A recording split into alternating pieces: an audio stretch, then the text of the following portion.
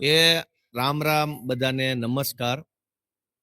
હું આ વિસાવદર તાલુકાના રાજપરા ગીર નામના ગામમાં બેઠો છું.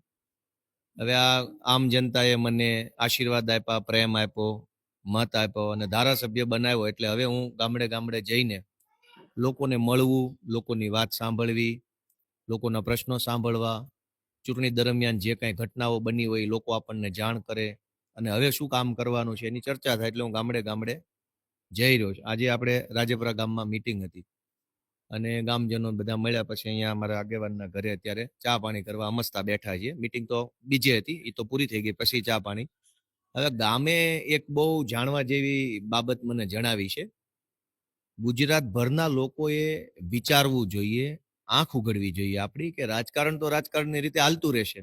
કોક ધારાસભ્ય બને, કોક હારી જાય, કોક બીજી વાર બને, કોક એકવાર જીતે, પણ સમાજ બરબાદ થઈ જાય, કુટુંબ બરબાદ થઈ જાય, ગામની અંદર દૂષણ આવે, એવું જિંદગીમાં એક કામ થાય એ યોગ્ય વાત નથી. નેતા ભલે ગમે તે માણસ બની જાય, એ કોઈ પ્રશ્ન નથી, એ તો બંધારણમાં લખ્યું છે. પણ ગામ ભાંગીને, સમાજને બરબાદ કરીને, કુટુંબ તોડીને કોઈ નેતા બને તો એ મોટું પાપ છે. અહીંયા જયારે હું ગામમાં આવ્યો, બધા અત્યારે બેઠા છે મીટિંગ પછી, તો વાતો વાતોમાંથી, કેમ કે હું બધા ગામમાં એટલે તો જાઉં છું, ખબર પડે કે ચાલુ ચૂંટણીએ ભાજપ વાળાએ શું કરેલું, કેવું કરેલું, સરકારી અધિકારીઓ કેવું કરેલું, દારૂ પૈસાનો ખેલ કેવો હાલ્યો, એ બધી ખબર ગામમાં જાવ તો જ પડે. અહીંયા ગામ લોકોએ મને એ વાતની માહિતી આપી કે ગામમાં શું ઘટના બની. એવું કોણ કહે ભાઈ? હા તમે બોલો ને, એ બધું બોલો બોલો, હાલો આવી જાઓ. હા તમે હાલો તો બરાબર છે, બરાબર છે. તમે થોડુંક તમે કયો, હાલો એ ભાઈ, હાલો બોલો. એ મારા કાકાનો દીકરો છે, હા, એને દારૂ પીવડાવ્યો લોકોએ. આખો અને બાટલો આપ્યો એમ? બાટલા બે આપ્યા તેમ વાત થઈ. હા બે બાટલા દારૂ પી ગયો, પછી દાંડો તુરત થયો હોય. હા પછી બાઈને મારી છે. ગમે થયું હોય, અમે બોલતા ચાલતા નથી અત્યારે, હા પણ મતલબમાં હું બાય થી વિશ્રામણે વહી ગયો, પણ ત્યાં તેડવાઈ ગયો. વચમાં કેળામાં એક દવા પીધી, દવાખાને લઈ ગયા હતા, પછી કઈ સારું થઈ ગયું. આખી ઘટના એમ છે કે આ બહુ નાનું એવું ગામ છે, ખેતી આધારિત ગામ છે અને એકદમ ગીરના જંગલની કાંઠામાં, જંગલ જ છે સમજો ને એવું ગામ છે. આ ગામમાં ભાજપના માણસોએ ખૂબ દારૂ વેચ્યો.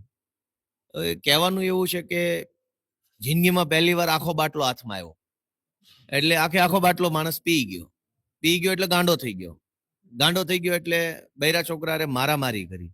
એટલે એની વાઈફ જે છે પત્ની, રીસામણેના પપ્પાને ત્યાં વહી ગઈ. આ બાજુ માણસ પહેલી વાર જિંદગીમાં આખો બાટલો હાથમાં આવ્યો, દારૂ પીને ગાંડો થયો, પત્ની પિયરમાં વહી ગઈ, એટલે એને લેવા ગયો. લેવા ગયો એટલે લઈને રસ્તામાં આવતો હતો, વળી માથાકૂટ થઈ, કેમ કે ફૂલ પી ગયેલો માણસ હતો. તો રસ્તામાં પછી પાછી એ ભાઈએ દવા પીધી. દવા પીધી એટલે દવાખાને લઈ જવાનું નવું આખું ઘટનાક્રમ ચાલુ થયો. અને એમાં કુટુંબના માણસો, ગામના માણસો, બેનો દીકરીઓ બધા પરેશાન થાય. ભલે કોઈને કઈ થયું નથી, અલગ વાત છે, પણ ગામમાં દારૂની એક બોટલ, કોને આપ્યું કેટલું આપ્યું એની ચર્ચા નથી કરવી, પણ ગામમાં દારૂ ગરીબ માણસને એક આખી દારૂની બોટલ આપી, આખી જિંદગી પહેલી વાર હાથ વગી જોઈ, એ ખુશ થાય, ઉત્સાહમાં આવે ને પી ગયો આખી, અને આખું એક ઘર બરબાદ થવાના આરે પગી ગયું હોય એવી ઘટના બની. દવા પી ગયો, આખું કુટુંબ ડિસ્ટર્બ થયું. તો ચૂંટણી કોણ જીતે છે મહત્વ નથી. મહત્વનું એ છે કે કોકનું ઘર ભાંગીને ચૂંટણી જીતવા નીકળે તો એ વસ્તુ યોગ્ય નથી. કિરીટ પટેલે આખા પંથકમાં ખૂબ દારૂ વેચ્યો છે. હજુ તો હું ગામડે ગામડે મુલાકાતમાં જઈ રહ્યો છું, વ્યક્તિઓને અનેક અલગ અલગ જ્ઞાતિના, અલગ અલગ ધર્મના બધાને મળું છું. હજુ જેમ જેમ જાય છે એમ ખબર પડશે કે કેવા કેવા ખેલ થયા છે. હમણાં આની પહેલા હું એક ગામમાં ગયો તો ત્યાં મને ગામના આગેવાનોએ એવી જાણ કરી કે વિસાવદર પોલીસ સ્ટેશનના પોલીસ વાળા ગામડે ગામડે જઈ અને પૈસા બાંટતા હતા અને એવું કહેતા હતા કિરીટ પટેલ માટે તમે કામ કરો, પૈસા બોલો. અને એને મને નામય આપ્યા છે. ગામમાં ગયો તો મને ખબર પડી ને કે આ ગામમાં પોલીસ વાળા આવીને કિરીટ પટેલ માટે મત માંગતા હતા અને પૈસા આપતા હતા, ઓફર કરતા હતા કે તું ₹1,00,000 લઈ લે અને કિરીટ પટેલ માટે તું તારા ગામમાં કામ કર. આ ધંધો પોલીસે કર્યો. પણ એ અત્યારે ધારાસભ્ય બની ગયા પછી હવે હું ગામમાં જાઉં છું તો વાતો વાતોથી લોકો જયારે કમ્ફર્ટેબલ ફીલ કરે મારી યારે, તો મને કહે છે આવી ઘટના બને. આખા ગુજરાતમાં ધંધો હાલે છે.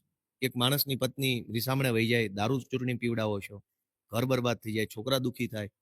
આવા ધંધા આખા ગુજરાતમાં હાલે છે. 40 વર્ષથી વિકાસ થયો હોય તો આ ધંધો ન કરવો પડે. એટલે આ ઘટના બધાની હાજરીમાં એટલા માટે મેં આ વિડીયોના માધ્યમથી ગુજરાતને જણાવી છે, જો આવું થાય છે ચૂંટણીમાં તો હવે ગુજરાતની જનતા થોડોક ન્યાય નિર્ણય યોગ્ય કરે, જેમ વિસાવદરની જનતા છે એ ન્યાય નિર્ણય કરે છે, એવો જ ન્યાય અને નિર્ણય આખા ગુજરાતની જનતા કરે.